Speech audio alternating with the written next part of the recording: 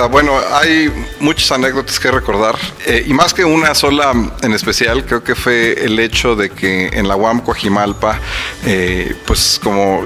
hemos dicho muchas veces, éramos la generación nómada, ¿no? Entonces, el hecho de no sentir que teníamos un lugar permanente, al principio creo que fue una experiencia un poco complicada, pero la verdad es que los profesores hicieron un trabajo excelente para hacernos sentir en casa sin tener una casa, ¿no? Entonces yo me acuerdo que pues escuchábamos mucho acerca de cuándo íbamos a tener finalmente una sede definitiva, dónde tener un campo de fútbol, a dónde ir a jugar, dónde tener una biblioteca permanente. Y pues por ahí de la mitad de la carrera me acuerdo estar platicando con algunos de los compañeros, y nos hicimos a la idea de que pues creíamos que la sede definitiva no la íbamos a ver nunca, ¿no? Entonces eso, en lugar de deprimirnos o de ponernos en una posición como de preguntarnos si era correcto seguir en la UAM, creo que generó un sentimiento como de más unión, yo creo, de la generación, y también de más cercanía con los profesores. Entonces, pues sí, al final creo que fue una cosa muy singular. Estuvimos en 3 sedes diferentes en una carrera que normalmente dura 4 años y medio, más el tiempo de movilidad que hicimos, algunos en el extranjero, otros en universidades del país. Entonces sí, creo que la anécdota que platicar es que no importa mucho el lugar, el espacio físico, pero importa más pues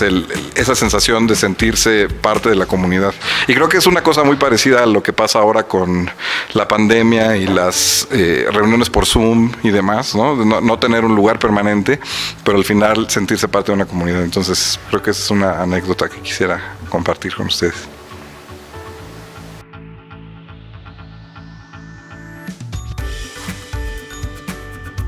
Desde luego el que me viene primero a la mente fue el doctor Eduardo Ibarra Colado, que él fue el creador del Departamento de Estudios Institucionales de la UAM Coajimalpa, fue quien diseñó el plan de estudios de administración,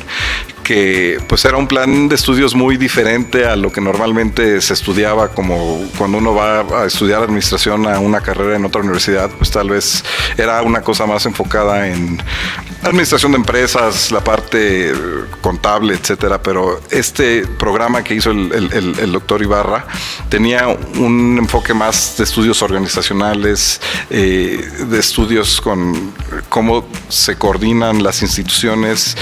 Tenía una parte económica también muy interesante, ¿no? Donde veíamos pues, cuáles eran los costos de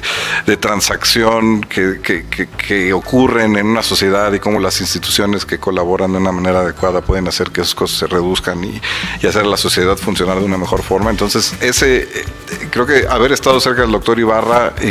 para nuestra generación fue una experiencia muy, muy especial. El hecho que también él tenía una red internacional muy amplia, y pues él era coautor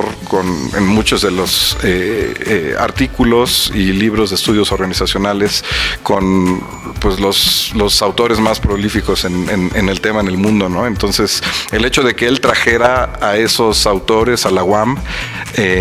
y pues tuviéramos seminarios con ellos, aprendiéramos con ellos, creo que fue una cosa invaluable, ¿no? Y bueno, como saben, el doctor Ibarra ya no está con nosotros desde hace unos años, pero creo que sí quedó en todos nosotros pues muy marcado toda la enseñanza que él dejó, ¿no? Él, sin lugar a dudas, y después también pues muchos profesores de la licenciatura tuvieron también dejaron una huella muy fuerte. El doctor Jorge Culebro, quien habiendo estudiado su doctorado en la Universidad de Bergen en Noruega, pues me facilitó, digamos, la posibilidad de que yo fuera a hacer mi movilidad allá. Sin duda fue muy importante y determinante en mi carrera. Y también el haber trabajado con el doctor Bruno Ganel-Gruber como asistente de investigación, habiendo también él tenido ese cuidado de también no solamente involucrarme en la parte administrativa, sino también en la parte como parte de los equipos internacionales de investigación con los que él trabajaba, ¿no? Entonces tuvimos la oportunidad de trabajar con un grupo de investigación en la Universidad de Bochum en Alemania, tener varias visitas allá, ir a hacer trabajo de campo, ir a ver las plantas automotrices, saber cómo coordinaban sus redes de suministro, cómo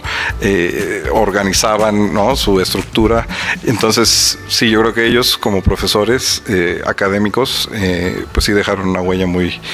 importante en mi carrera. Y también uno más como anécdota, un poco recuerdo clases de Historia de México con el doctor Carlos Illades, que también pues autor de muchísimos libros de Historia de México, y escuchar de él, pues digamos, de viva voz, ¿no? Su clase fue muy interesante, y el doctor Georg Leidenberger, que también un alemán, pues yo creo que de los mejores clases que tuve de Historia de México, interesante, que recuerdo con mucho cariño también.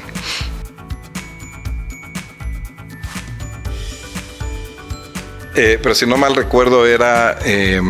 estudios institucionales, y era donde veíamos toda esa teoría de los costos de transacción y demás, que si no mal recuerdo fue el profesor Bruno Gandelgruber, y fue muy interesante, y recuerdo que al principio fue un poco difícil porque parecía una UEA más técnica, ¿no?, con una parte de economía institucional y demás, que pues nos parecía a los estudiantes un poco complicado cuando veíamos el título, pero al final creo que la disfrutamos mucho.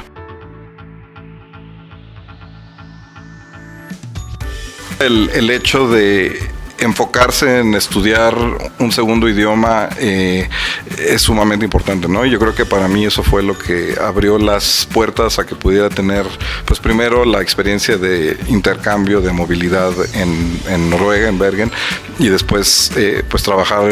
para el gobierno británico en México y después en el Reino Unido. Entonces, digo, yo sé que puede sonar obvio, pero muchas veces siento que pues por la presión ¿no?, de las otras UEAs y los trimestres y demás,